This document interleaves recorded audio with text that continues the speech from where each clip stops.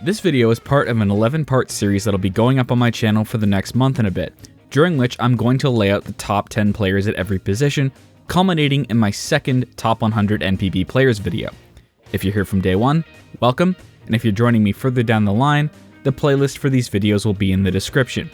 Feel free to skip this bit if you've already seen one of these videos, because this part will be the same for every video. These players will be ranked using a similar system to the one I used in my first top 100 video like 2 years ago. First, you take a player's average wins above replacement per season, then multiply that by their 7-year peak WAR to give you a points score. A player will have had to play at least 5 years in NPB to qualify for this list, unless they are a DH, in which case it's 4. Why so low? Well, I wanted to include both foreign players and players that are currently playing in NPB. Unlike last time, however, I will not be penalizing domestic players who barely played in their first couple seasons in NPB, as it isn't really a player's fault if they were called up before they were ready. However, seasons at an end of a player's career in which they did not play much but still tried to hold on will count against their score. Why am I ranking them like this? Well, I dislike subjective rankings and wanted a way of making an objective ranking without just ranking players by wins above replacement, which anyone can do if they know where to look. Speaking of, all the data from 1936 to 2022 comes courtesy of NPBstats.com, and anything from 2023 and 2024 comes from Deltagraphs. Both sites use the Fangraphs WAR model. With that formality out of the way, let's jump into it. Arguably the most celebrated position in all of baseball, the first baseman is key to any team's success. These are the big boppers, the mashers, the cavemen who hit that ball over that there fence. In Japan, it is also one of the go-to positions for foreign players, who've largely dominated it since the 70s. However, the position has also seen its fair share of domestic talent go toe-to-toe with them. These are the men who are both feared and respected, both loved and hated, and undisputed legends of their clubs. These are the top 10 first basemen in NPB history. Originally a 16th round pick in the 1979 MLB draft by the San Francisco Giants, Tom O'Malley rocketed through the minors and made his MLB debut at just 21 years old in 1982. However, for most of the 80s, he couldn't be anything more than a journeyman bench bat. After turning 30 on Christmas Day 1990, he decided to look elsewhere. Joining the Hanshin Tigers for 1991, O'Malley didn't realize the shadow he was stepping into by donning the pinstripes, as the club was just 3 years removed from Randy Bass. Of the dozens of players who've been hailed as Randy Bass replacements, O'Malley might have been the only one who's even come close. For 4 seasons, he anchored what was a dreadful Hanshin Tigers offense, helping them nearly make some noise in 1992. In particular, O'Malley was an OBP god, including a ridiculous .460 on-base percentage in 1992. But alas, the Tigers were terrible, and O'Malley was rapidly pricing himself out of their pockets, so they offered him a deal. The Tigers fielded trade offers for him, and let him pick where he wanted to go. He could either stay in Kansai and join the ascendant Oryx Blue Wave, or head to Tokyo and join Japan's team of the 90s, the Yakult Swallows. O'Malley chose the latter, immediately won CL MVP, a Japan Series title, and Japan Series MVP. Unfortunately, despite playing well in 1996, the Swallows would choose to move on after their regular even-year struggles. After failing to make the Texas Rangers out of camp, O'Malley would retire. O'Malley remains a beloved figure among both Tigers and Swallows fans, and was actually tapped to manage Sendai Livdor Phoenix in 2005, but that fell through when they lost the expansion bid, which is probably for the best.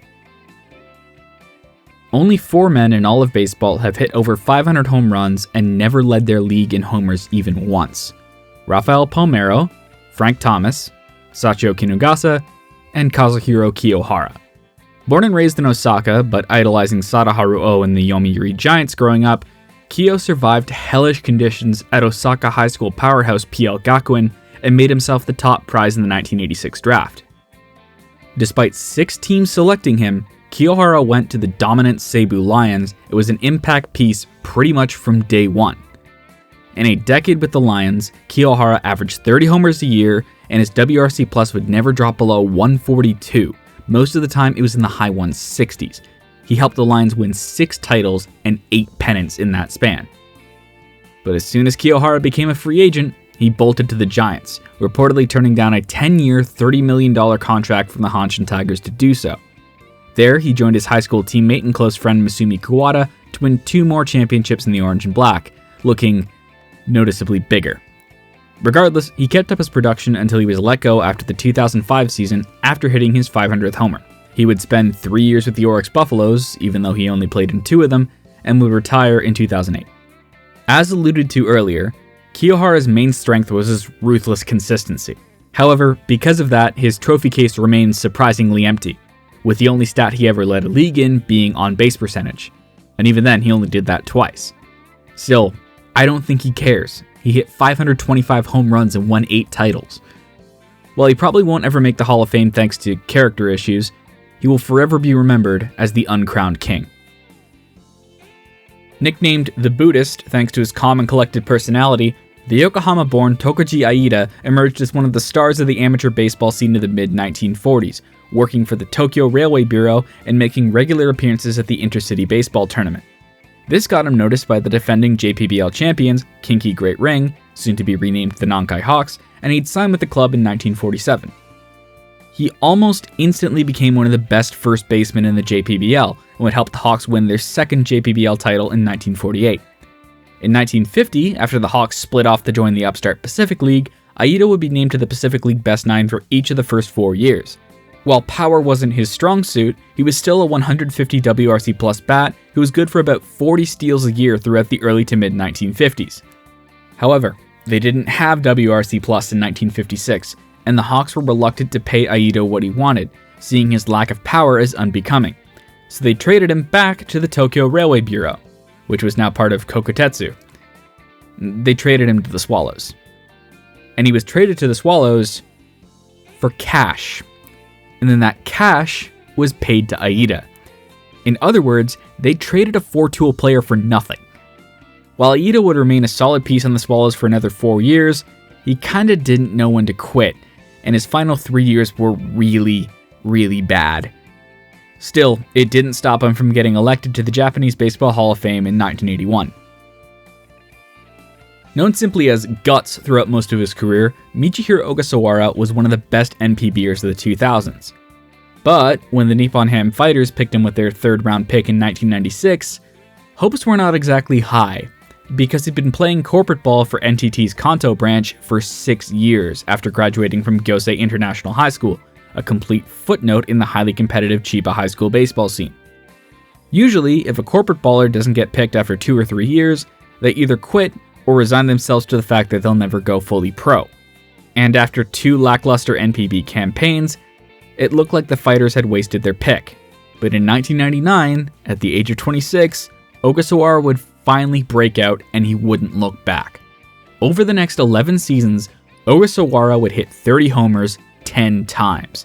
When the Fighters moved to Sapporo in 2004, he would take on the nickname the Northern Samurai, leading the club through their first competitive period since the early 1980s, culminating in a Japan Series championship in 2006, a season that saw Ogasawara take home PL MVP. He would leave the Fighters that offseason and sign with the Giants, and immediately take home CL MVP, becoming just the 2nd player to win MVP in both of NPB's leagues.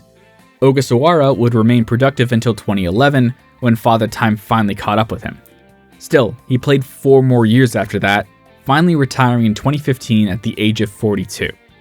Despite being a 70 WAR player, Ogasawara remains stagnant on the Hall of Fame ballot at the time of writing this. Meanwhile, Masahiro Kawai somehow gets 60% of the vote when he wasn't even 1/3 of the player. It doesn't make any sense. Randy Bass, the example a lot of people use to try and slag off NPB as a minor league. You know, despite the mountains of evidence that he was an MLB caliber player who just needed a tweak in his swing, that several MLB orgs tossed him around like a hot potato, and there are really only 2 foreign players who were better than him in his time, but anyways. Originally drafted by the Minnesota Twins, Bass bounced through 5 different MLB organizations before heading to Hawaii and signing with the Hanshin Tigers. When Bass joined the Tigers in 1983, he immediately showed what he could do with regular playing time and adequate protection in the lineup, putting up excellent seasons in 1983 and 1984 despite the organization breathing down his neck. By 1985, he'd become just the 5th NPBer to hit 50 homers in a season, and would become the 5th to win a Triple Crown as his Hanshin Tigers went on a legendary run to the Japan Series, being the only CL team that was able to take down the Seibu Lions during their decade of dominance. That alone would make Bass forever beloved amongst Hanshin Tigers fans. But then he set the NPB single-season batting average record in 1986. Not even Ichiro could beat it. Sadly, in 1988, the Hanshin Tigers did Hanshin Tigers things and cut him to save a measly $40,000 that they contractually owed him to pay for his son's brain tumor surgery, which served as a watershed moment for both NPB and Japanese society as a whole. And that's not even mentioning the curse of the Colonel, which supposedly haunted the Tigers until 2023, the same year he was inducted into the Japanese Baseball Hall of Fame. Nicknamed the God of Batting, Tetsuharu Kawakami was arguably Japanese pro baseball's first offensive superstar. Joining the Giants as a fresh-faced 18-year-old in 1938, by 1940 he was easily the best hitter in the JPBL, putting up a 200 WRC plus season at just 20 years old. The next year, he'd take home his first MVP at just 21. While the war would interrupt his career in 1943, Kawakami would be selected for officer training and would command an air base's mechanics throughout the war. The leadership and teamwork experience would shine through when he rejoined the Giants in 1946, picking up pretty much right where he left off. Once the Giants returned to their winning ways in 1949, Kawakami was their captain, a position he'd hold until the end of his career. Kawakami would lead the Giants through their domination of NPB in the early 1950s, winning CL MVP twice and helping them win 4 championships in 5 years. During that time, Kawakami was consistently excellent. From 1939 to 1957, his WRC Plus never dropped below 130. In fact, his 157 career WRC Plus is 10th all time. 1958 would mark his first below average offensive season since his rookie year, and he'd retire after that. Kawakami would pick out a struggling pitcher the Giants had just signed out of high school to be his replacement, and that kid would man first base for the Giants for the next 22 years. But we'll get to him later. Kawakami would go on to win another 11 championships as the Giants manager and would be elected to the Japanese Baseball Hall of Fame in 1965. Nicknamed the Hitting Machine, Kihachi Enomoto came from humble beginnings in his grandparents' rural farm in Chiba. His mother died of illness when he was 5, and his father was captured in Manchuria and spent years in a gulag before finally being sent home.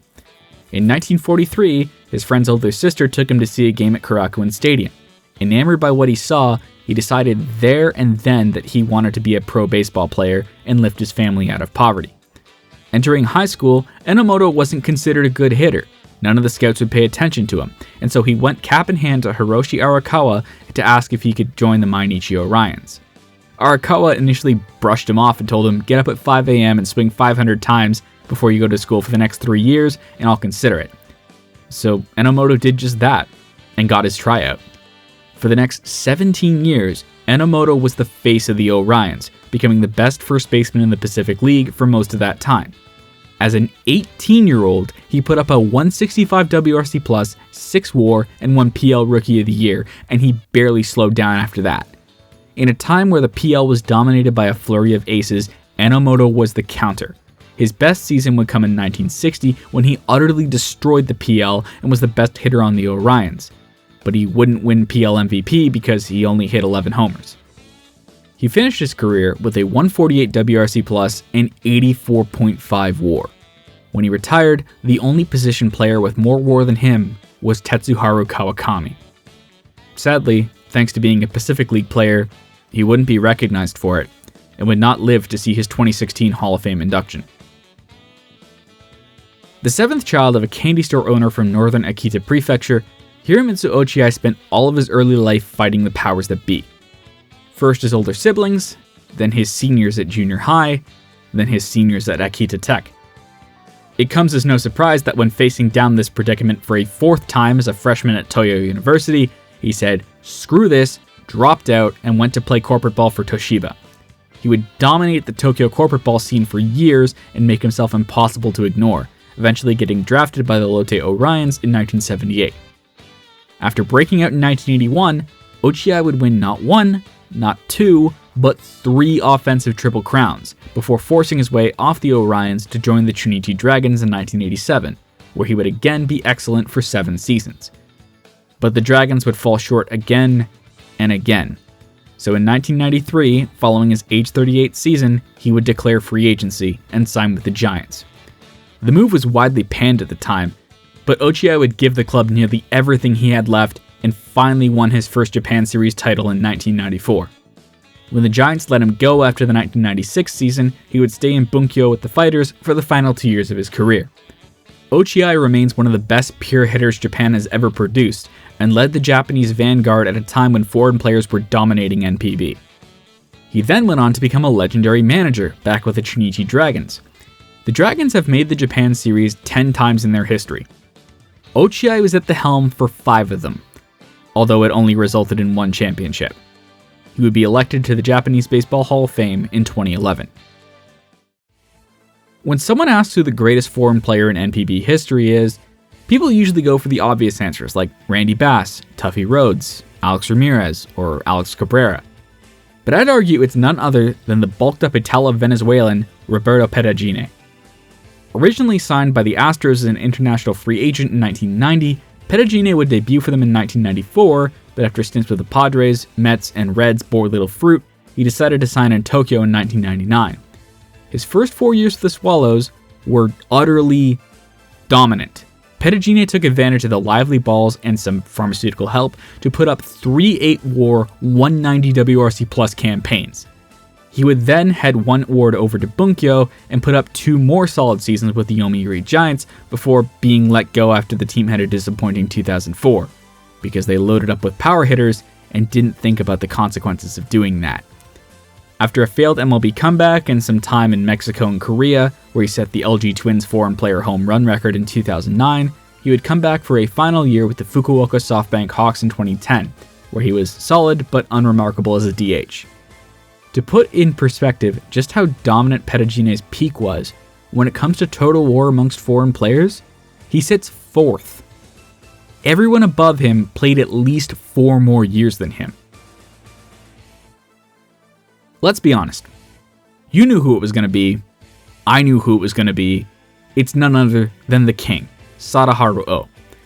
Born Chen Chie-wang to a Chinese father and a Japanese mother in wartime Tokyo, had he done as his father wished, he might have just ended up as an electrician somewhere. But a chance encounter with Hiroshi Arakawa would change his life forever. After tearing through high school as a pitcher in Waseda Business Academy in the late 1950s, the Yomiuri Giants managed to sign the upstart O out from under the noses of the Osaka Tigers.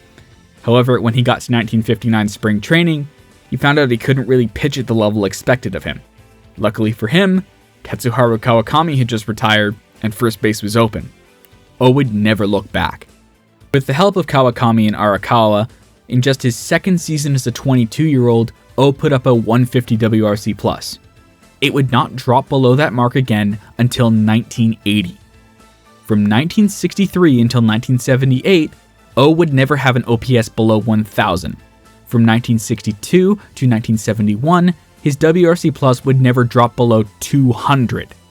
And after a 1972 season where it dropped to 196, Sadaharu Oh put up the best offensive season in NPB history in 1973 with a 255 WRC Plus, winning the first of back-to-back Triple Crowns. No one in all of baseball will even match his total of 868 home runs. Not only is that over 100 more home runs than Barry Bonds, it's also over 200 more than number 2 on the NPB leaderboard, Katsuya Nomura, and 300 more than number 3. There will never be another player like him.